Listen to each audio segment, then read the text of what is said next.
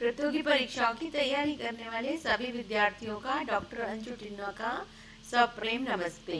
आज फिर हम फटाफट प्रश्न उत्तर की सीरीज में इकट्ठे हुए हैं। देखिए आज के प्रश्न उत्तर क्या है और आपको फटाफट करने हैं। पहला प्रश्न, शिक्षा मनोविज्ञान की वह शाखा है जो शिक्षण एवं सीखने से संबंधित है। यह परिभाषा किसकी है? ये परिभाषा स्किनर की है। मुझे आशा ही नहीं पूर्ण विश्वास है कि आपने चार्ट बनाना शुरू कर लिया होगा और मैं भी शॉर्ट्स के द्वारा रोज एक परिभाषा याद करवाने की कोशिश करूंगी। तो इसका आंसर क्या हो जाएगा? स्किनर ने क्या कहा था? शिक्षा मनोविज्ञान की वह शाखा है जो शिक्षण एवं सीखने से संबंधित है। नेक्स्ट प्रश्न, शिक्षण के संबंध में निम्न में से कौन आश्रित चर कहलाता है? बताएं यहाँ पर शिक्षक, छात्र, विद्यालय और विषय वस्तु। तो इसमें आश्रित चर कौन है? चर कौन सा होगा? आश्रित किस होगा? शिक्षक। किस? छात्र किस पर आश्रित होगा? शिक्षक के ऊपर आश्रित होगा, क्योंकि शिक्षक उसको क्या कर रहा है? सिखा रहा है। तो विद्यालय और विषय वस्तु प्रविधियां नहीं होगी, छात्र इसमें आश्रित चर होगा। और छात्र किस पर आश्रित है? शिक्षक पर आश्रित है और फिजिकली विद्यालय और विषय वस्तु प्रविधियों पर भी आश्रित है। चलिए नेक्स्ट प्रश्न की तरफ चलते हैं। शिक्षा मनोविज्ञान व्यक्ति के जन्म से वृद्धावस्था तक सीखने के अनुभवों का वर्णन और व्याख्या करता है। यह कथन किसका है? ये कथन क्रो एंड क्रो का है। क्रो एंड क्रो ने क्या कहा था? शिक्षा मनोविज्ञान व्यक्ति के जन्म से वृद्धावस्था तक सीखने के अनुभवों का वर्णन और व्याख्या करता है। ये कब आया था? 2014, 2016 दो बार आ चुका है। ठीक है, तो इस बार भी हो सकता है कि ये प्रश्न फिर से आ जाए। क्रो एवं क्रो ने कहा शिक्षा मनोविज्ञान व्यक्ति के जन्म से वृद्धावस्था तक सीखने के अनुभवों का वर्णन और व्याख्या करता है। शिक्षा के उद्देश्य को प्राप्त करने के लिए निम्न में से किसकी विशेष भूमिका है? शिक्षा के उद्देश्य को प्राप्त करने के लिए निम्न में से किसकी विशेष भूमिका है?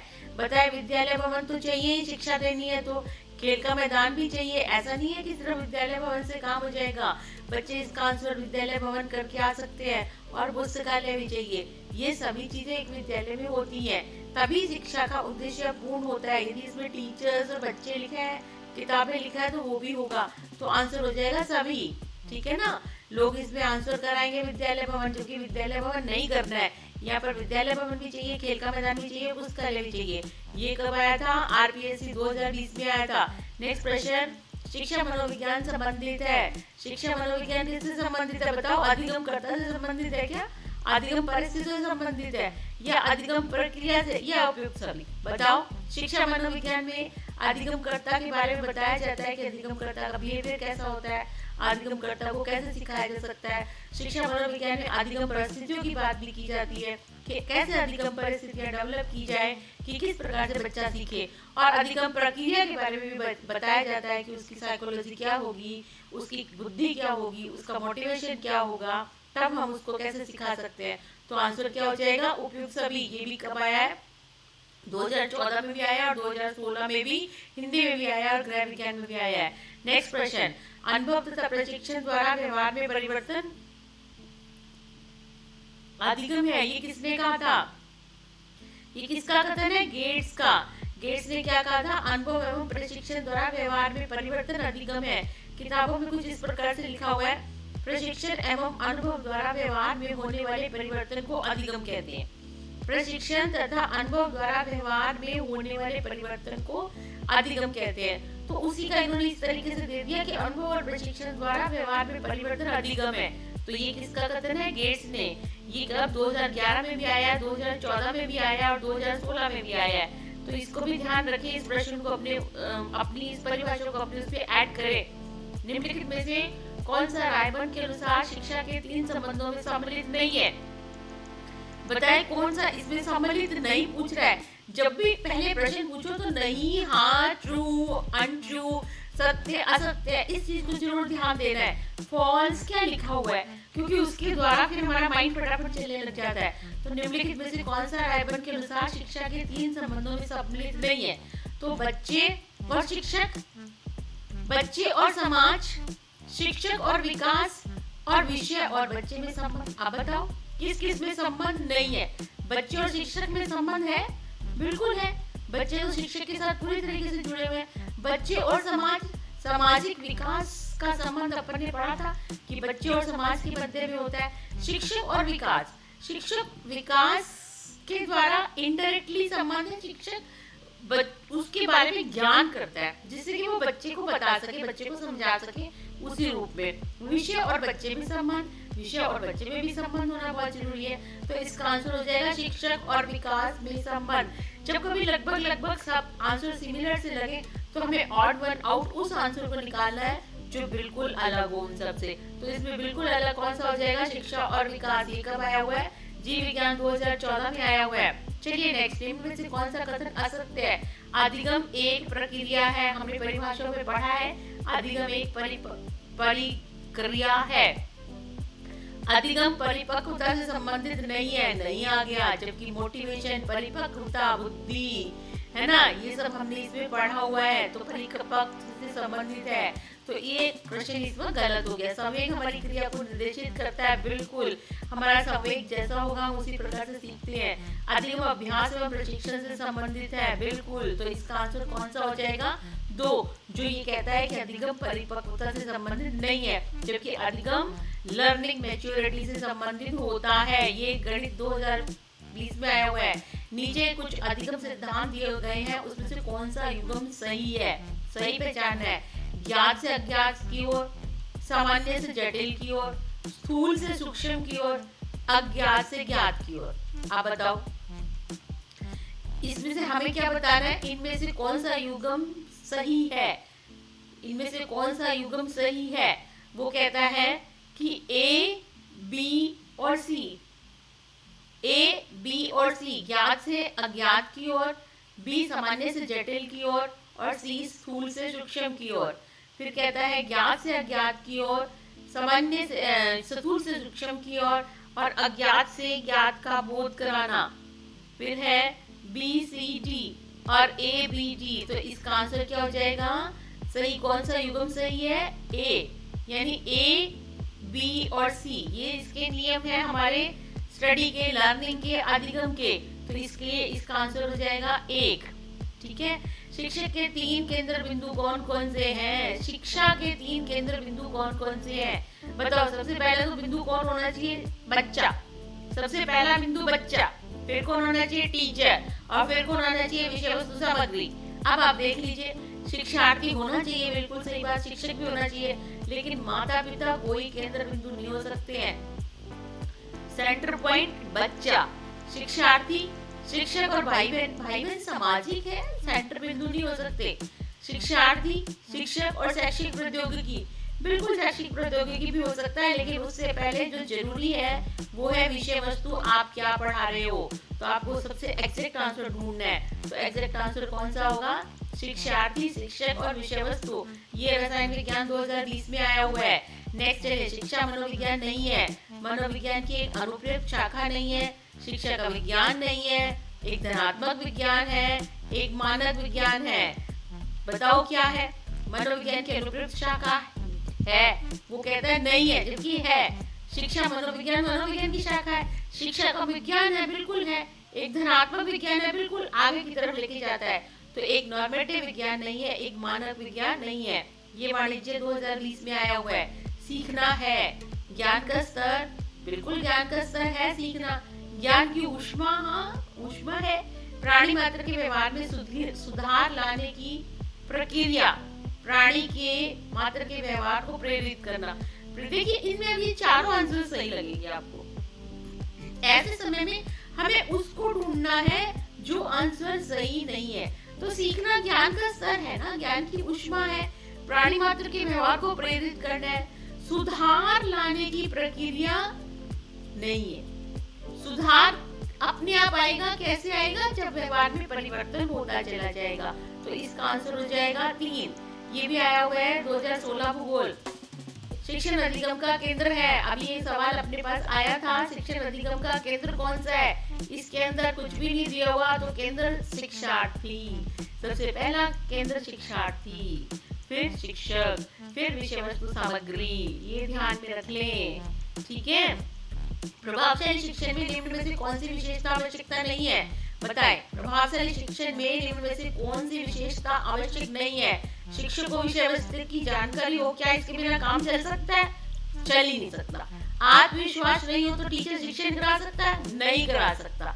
अंग्रेजी भाषा की अच्छी जानकारी, इससे कोई फर्क नहीं पड़ता अंग्रेजी आए या नहीं आए, कोई भी अपनी हम प्रॉपर लैंग्वेज हो, लेकिन यदि मुझे विषय की जानकारी है, यदि मेरा आत्मविश्वास अच्छा है, यदि मेरा कक्ष व्यवस्थापन अच्छा है और शिक्षण विधि की मुझे जानकारी है, तो मैं अपना शिक्षण बहुत अच्छी प्रकार से करा सकती हूँ। कक्षा में मेरा शिक्षण प्रभावशाली ही होगा। ठीक है ना? तो इसका आंसर हो जाएगा अंग्रेजी भाषा की जानकारी हो या नहीं हो, प्रभावशाली शिक्षण में इसकी आवश्यकता होना जरूरी नहीं है। ये कब आया? ये 2016 में आया है भूगोल में। सीखना एक लक्ष्य आधारित है, इसकी सफलता में कुछ कारकों का योगदान है। बताओ, सीखना एक लक्ष्य आधारित है, बिल्कुल एक लक्ष्य तो है ही ना। वातावरण चाहिए, वातावरण के बिना नहीं होगा। विद्यार्थियों को मोटिवेशन चाहिए, हमने पढ़ा था, उद्देश्य हो, मोटिवेशन हो, तभी हमारा कार्य होगा। विद्यार्थियों की मानसिक व्यवस्था भी अच्छी होनी चाहिए, है ना। आज मैं ट्रांसफर ऑफ लर्निंग का प्रिंसिपल कराऊंगी, क्योंकि ट्रांसफर ऑफ लर्निंग के क्वेश्चंस कई आए हुए हैं। उस ट्रांसफर ऑफ लर्निंग में मैं आपको बताऊंगी, यदि बच्चा मेंटली तैयार नहीं है तो भी वो बच्चा नहीं सीख सकता है। तो इसका आंसर हो जाएगा उपयुक्त सभी। ये भी कब आया हुआ है? भूगोल 2016 में आया हुआ है। अधिगम से तात्पर्य है व्यवहार में अस्थायी परिवर्तन लाना, अभ्यास एवं शिक्षण में परिपक्वता लाना, प्रत्यक्ष और अप्रत्यक्ष अनुभवों के माध्यम से व्यवहार में अपेक्षित परिवर्तन लाना, वातावरण से संबंधित आवश्यकताओं की पूर्ति के लिए व्यवहार में होने वाले कुछ परिवर्तन लाना। अब आप बता दीजिए फटाफट, ऐसे सोच लीजिए, क्या सोचना है आपको? अधिगम क्या है? व्यवहार में परिवर्तन। ठीक है ना? अधिगम तब होगा जब व्यवहार में परिवर्तन आ जाएगा। तो पहला वो कहता है अस्थायी परिवर्तन नहीं हो सकता, परिपक्वता लाना नहीं हो सकता, परिपक्वता से अधिगम होता है। तीसरा ये क्या कहता है? व्यवहार में अपेक्षित परिवर्तन करना। परिवर्तन किससे करना है? प्रत्यक्ष और अप्रत्यक्ष अनुभव से करना है। तो इसका आंसर क्या हो जाएगा? तीसरा। ठीक है, नेक्स्ट क्वेश्चन, ये भी भूगोल 2016 में आया है। निम्नलिखित में से कौन सा कथन अधिगम की प्रकृति को सही प्रकार से निर्देशित करता है? अधिगम एक प्रक्रिया है, बिल्कुल है, अधिगम एक प्रक्रिया है। अधिगम एक उत्पाद है, नहीं, उत्पाद व्यवहार में परिवर्तन है। अधिगम कभी उत्पाद और कभी प्रक्रिया होती है? नहीं, उत्पाद तो वो हो ही नहीं सकता। उत्पाद व्यवहार में परिवर्तन है, जो सीखा है वो है अधिगम, तो उसकी प्रक्रिया है जो हमारा सिखाया जा रहा है। अधिगम प्रक्रिया में उत्पाद होना है, नहीं, उत्पाद तो वो हो ही नहीं सकता। उत्पाद व्यवहार में परिवर्तन है। तो आंसर क्या हो गया? एक। ये क्या आया? जीव विज्ञान 2011 में आया है। प्रश्न बहुत अच्छा है, इस प्रश्न पर फिर ध्यान दीजिए। इस तरीके के प्रश्न ऐसे करने होते हैं, दिमाग लगा के करने होते हैं। आपको सब आता है, आपको सारी चीजें आती है। ऐसा कोई भी प्रश्न आपके पास में नहीं है जो आपको नहीं आता है। लेकिन वहां पर क्योंकि फटाफट आंसर करना है, तो फटाफट आंसर करते वक्त हम थोड़े से कंफ्यूज हो जाते हैं। इसलिए इसको फटाफट अपनी सोच को उत्पन्न करिए। बच्चों की सक्रिय व्यवस्था और सुनिश्चित करने के लिए आप निम्नलिखित में से किसे महत्व देंगे? बताओ, बच्चे यदि सक्रिय रहे तो उसके लिए क्या करोगे? प्रश्न पूछोगे? बिल्कुल, कक्षा में बहुत सारे प्रश्न पूछो। सिद्धांत के लिए चिंतन करने के लिए कहोगे? बिल्कुल, ह्यूरिस्टिक मेथड करवाएंगे। वाद विवाद के लिए भी कहेंगे, है ना। तो आप किसको महत्व, वो कहते हैं कि सक्रिय व्यस्तता के लिए आप किसको महत्व देंगे? सबको ही देंगे, हम ये सारी चीजों को ही देंगे। चित्रकला 2020 में पूछा गया प्रश्न है, विकल्प 4 सही हो जाएगा इसका। शिक्षण अधिगम प्रक्रिया के दौरान छात्रों में अधिगम विकास हेतु अध्यापक को क्या करना चाहिए? बताओ, शाम पट पर लिखने से बच्चा सीख जाएगा क्या? शिक्षण को रोचक बनाना, सबसे पहली बात, शिक्षण को रोचक बनाना। चारों ही आंसर सही होंगे। हमें सबसे पहला उचित ढूंढना है। कक्षा में चयनित विद्यार्थियों से प्रश्न पूछना, बिल्कुल प्रश्न तो पूछेंगे ही। कक्ष में प्रभुत्ववादी अनुशासन रखना, बिल्कुल रखेंगे ही, प्रभुत्ववादी अनुशासन भी रखेंगे। लेकिन वो कहता है प्रक्रिया के दौरान छात्रों में अधिगम विकास हेतु अध्यापक को क्या करना चाहिए? सबसे पहला काम शिक्षण को रोचक बनाना है। यदि शिक्षक रोचक नहीं है शिक्षण, तो ये सारी चीजें हो तो भी शिक्षक नहीं सिखा सकता, बच्चे नहीं सीख सकते। लेकिन यदि शिक्षण रोचक है और ये तीनों चीजें है या नहीं है, तो भी बच्चा सीख लेगा। तो सबसे पहला काम शिक्षण को रोचक बनाना, मोटिवेशन देना, उद्देश्य निर्धारित करना, इन सब चीजों को ध्यान में रखे। ये सारे इसके टीचिंग एड है, साइड चीजें हैं। ये कब पूछा गया? लोक प्रशासन 2020 में पूछा गया है ना प्रश्न, मजेदार। चलिए नेक्स्ट, जेबी वाटसन के अनुसार मनोविज्ञान का अध्ययन, जेबी वाटसन ने क्या कहा था? मनोविज्ञान व्यवहार का विज्ञान है, इसलिए आंसर हो जाएगा 2। ठीक है, नेक्स्ट प्रश्न पर चलिए। प्रथम मनोविज्ञान प्रयोगशाला कहाँ स्थापित की गई थी? लिप्जिंग। लिप्जिंग में प्रथम मनोविज्ञान प्रयोगशाला स्थापित की गई थी। गृह विज्ञान 2016 में पूछा गया। देखिए इस चीजों में हम लोग बिल्कुल ध्यान नहीं देते, लेकिन इन प्रश्नों को यदि आए हुए होते हैं तो ध्यान देना चाहिए। कभी भी कहीं भी आपसे भी पूछा जा सकता है। तो प्रथम प्रयोगशाला कहाँ स्थापित हुई थी? लिप्जिंग में स्थापित हुई थी। नवीन ज्ञान प्राप्ति होती है, आप बताओ। क्या मजेदार प्रश्न है, बुद्धि लगाने वाला प्रश्न है। क्या रटने से नवीन ज्ञान की प्राप्ति होगी? नहीं होगी। ज्ञान हस्तांतरण से होगी? नहीं होगी। अनुभव में नवीन अर्थ खोजने से नहीं होगी। अरे बाबा, उपयुक्त में से कोई नहीं। अब इसमें एग्जैक्ट आंसर क्या होगा? नवीन अर्थ खोजना। क्यों? नवीन अर्थ खोजना से क्या हो जाएगा? ह्यूरिस्टिक मेथड हो जाएगा, व्यवहार में परिवर्तन हो जाएगा। अब आप ऐसे दोगे ना, रटने से, ज्ञान हस्तांतरण से, अनुभव और नवीन अर्थ खोजने से, उपयुक्त में से कोई नहीं। तो इसका आंसर हो जाएगा अनुभव एवं नवीन अर्थ खोजने से। ये देखिए कितनी बार आया ये प्रश्न। भौतिक विज्ञान 2014, चित्रकला 2014, गृह विज्ञान 2016, हिंदी 2016, कितनी बार ये प्रश्न पूछा गया है। तो नवीन ज्ञान की प्राप्ति कब हो रही है? अनुभव व नवीन अर्थ खोजने से हो रही है। शैक्षणिक तकनीक वैज्ञानिक प्रक्रिया का एक अनुप्रयोग है जो मनुष्य को सीखने की दशाओं से जुड़ा है। शैक्षणिक तकनीक की है परिभाषा किसने दी थी? फिर वो परिभाषा आ गई। परिभाषाओं को तो बिल्कुल आपको लिस्ट बनानी ही पड़ेगी। रॉबर्ट ए कॉक्स, ये आज मैं स्लॉट में लूंगी। शैक्षणिक तकनीक वैज्ञानिक प्रक्रिया का एक अनुप्रयोग है जो मनुष्य को सीखने की दशाओं से जुड़ा है। ये रॉबर्ट ए कॉक्स ने दी थी ईटी की परिभाषा। ठीक है, ये अंग्रेजी 2016 में पूछा गया। अंतिम सवाल आज का कर लेते हैं। गेट्स द्वारा बताए गए प्रेरक के नियत कार्यों में निम्न में से कौन सा शामिल नहीं है? बताओ, गेट्स ने क्या कहा था? गेट्स में व्यवहार में परिवर्तन, व्यवहार को मजबूत बनाना, आदतों का निर्धारण करना, व्यवहार का परामर्श देना, आलोचना नहीं करनी। आलोचना तो बच्चों की करनी ही नहीं चाहिए, है ना। आलोचना तो बिल्कुल भूल जाइए। दिन पर दिन हमें आलोचना भूल जानी चाहिए। वी ऑल आर फ्रेंड्स, ये कब पूछा गया? अंग्रेजी 2016 में पूछा गया। आज के प्रश्नों की सीरीज में इतने प्रश्न काफी हैं।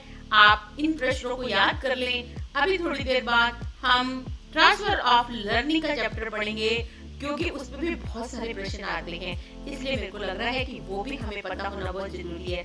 आशा करती हूँ आप इनमें से आए हुए प्रश्न गलत नहीं करोगे, इनसे रिलेटेड प्रश्न भी गलत नहीं करोगे, समझ के करेंगे। Thank you very much.